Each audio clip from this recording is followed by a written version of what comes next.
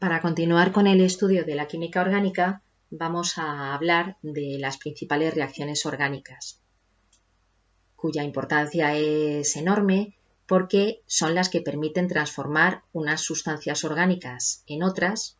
Por ejemplo, a partir del petróleo y otros restos de seres vivos, se pueden formar en el laboratorio y en la industria química distintas sustancias de gran utilidad práctica, como pueden ser los plásticos, los productos textiles o los medicamentos. El primer tipo de reacciones orgánicas de las que vamos a hablar son las reacciones de sustitución, que como su nombre indica, implican sustituir un átomo o grupo de átomos presente en un compuesto orgánico por otro átomo o grupo de átomos de otra molécula. Entonces, el átomo X, en este caso, es sustituido por el átomo Y, formando un compuesto orgánico diferente. El ejemplo más representativo de reacciones de sustitución es la formación de alcoholes a partir de derivados halogenados. Un derivado halogenado con un hidróxido, como puede ser el hidróxido de potasio, da lugar a un alcohol y una sal binaria. En este caso, el átomo de cloro del cloroetano es sustituido por el OH del hidróxido de potasio, que entra en su lugar, saliendo fuera el átomo de cloro. De ese modo se formaría etanol y cloruro de potasio. Otra reacción de sustitución importante es la formación de derivados halogenados a partir de alcanos, aunque esta reacción no es tan frecuente porque se tiene que dar en condiciones muy energéticas, normalmente con aplicación de luz ultravioleta muy intensa. Eso es así porque hay que romper enlaces que son prácticamente apolares, los enlaces entre carbono e hidrógeno. Los electrones apenas están desplazados porque hay muy poca diferencia de electronegatividad y son enlaces muy difíciles de romper.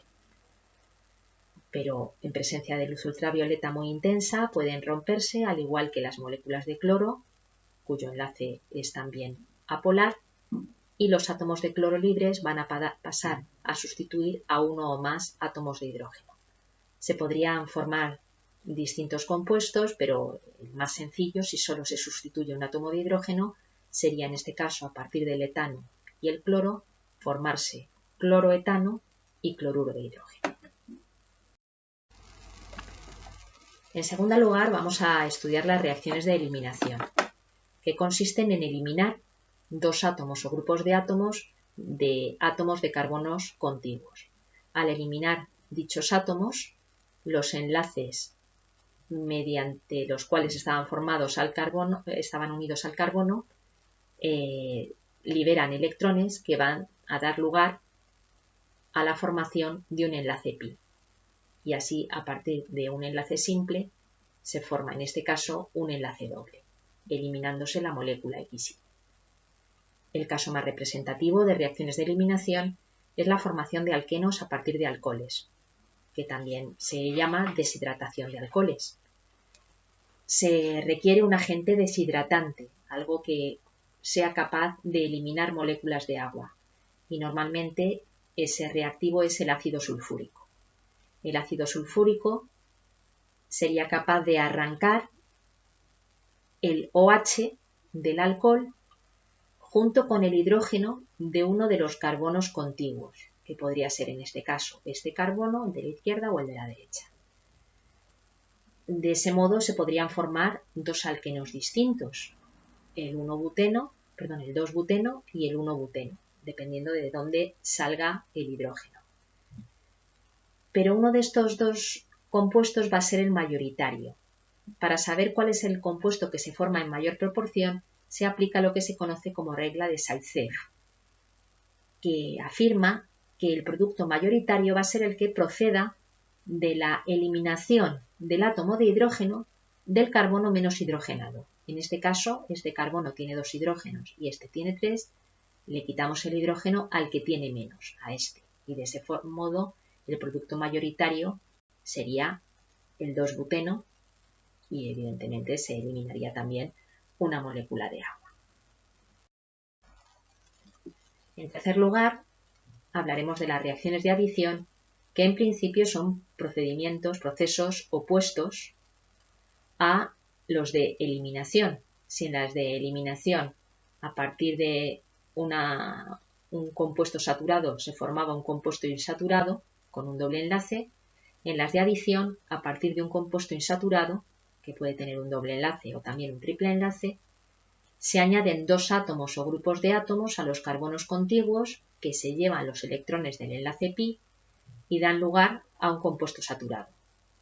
Un alcano, en el caso de que fuera hidrógeno, lo que se añade, u otros compuestos que ya tengan solo enlaces simples. Si el reactivo inicial es un alquino, al añadir a cada lado un átomo o grupo de átomos, lo que se formaría sería un alqueno, o un compuesto que en lugar de triple enlace tendría doble enlace.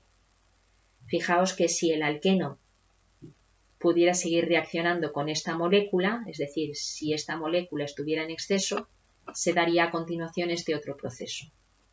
Es decir, del alquino se formaría el alqueno y del alqueno se formaría el alcano. Los átomos o grupos de átomos que se unen habitualmente mediante reacciones de adición suelen ser o bien átomos de hidrógeno en forma de H2, o bien hidrógeno con un halógeno, lo que llamamos haluros de hidrógeno, o bien dos átomos de halógeno, o bien moléculas de agua en las que a un lado se une el hidrógeno y a otro lado se une el OH. Vamos a ver un ejemplo de cada uno de estos supuestos. En primer lugar, vamos a ver cómo sería la reacción del 2-buteno con hidrógeno. Pues un átomo de hidrógeno iría a cada lado del doble enlace y se formaría butano. El segundo ejemplo es añadiendo en este caso al 1-butino, a un compuesto con un triple enlace, una molécula de bromo.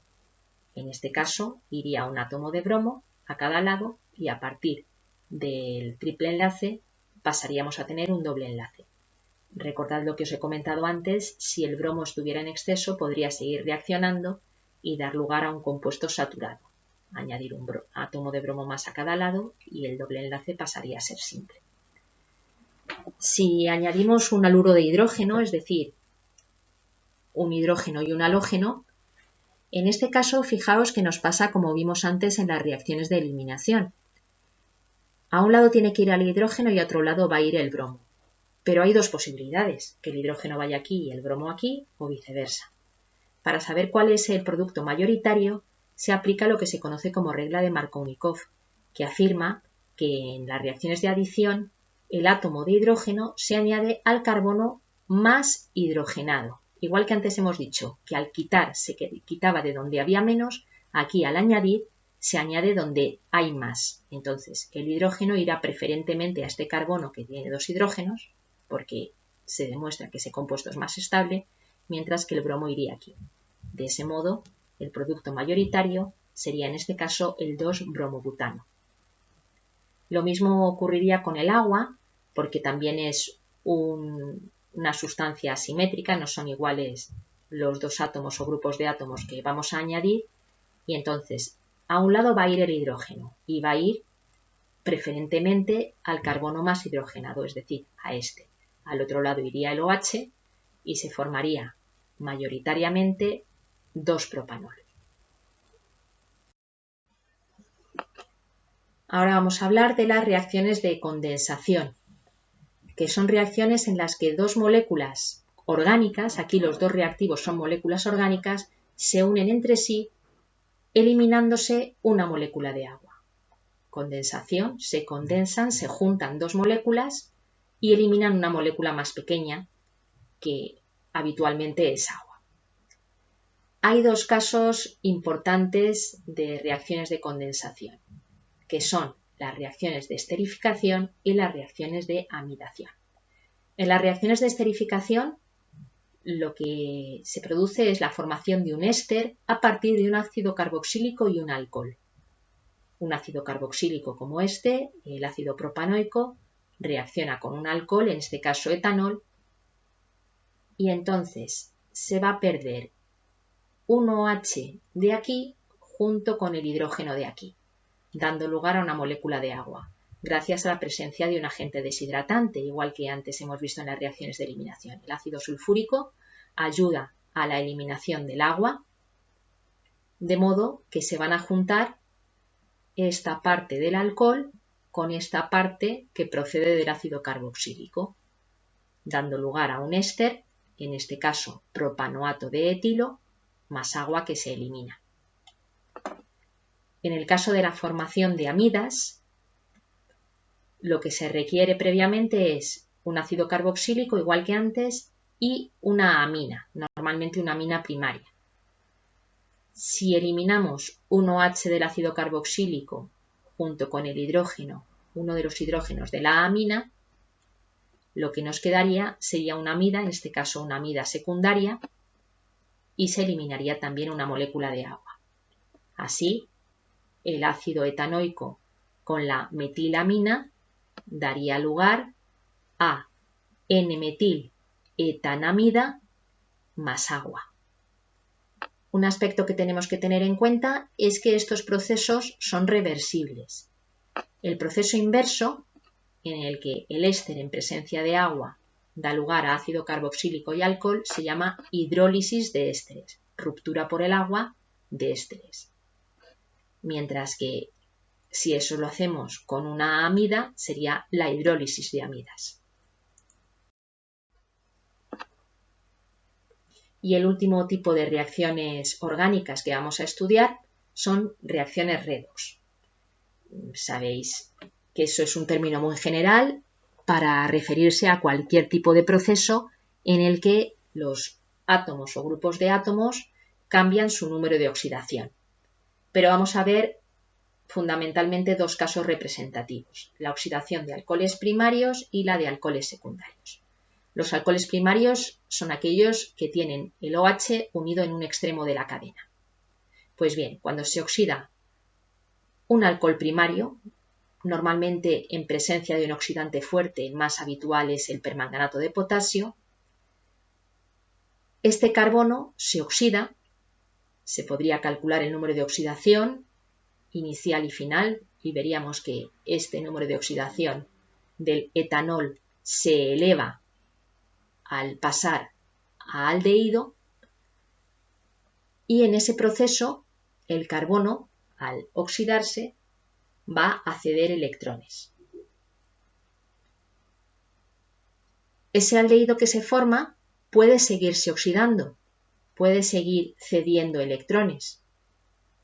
En presencia de más permanganato de potasio, de más oxidante fuerte, cualquier aldehído pasaría a ser un ácido carboxílico.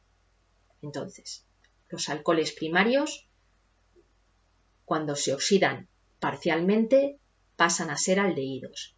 Y si tenemos oxidante en exceso, podemos llegar a formar un ácido carboxílico. En este caso, de etanol pasamos a etanal y de etanal a ácido etanoico.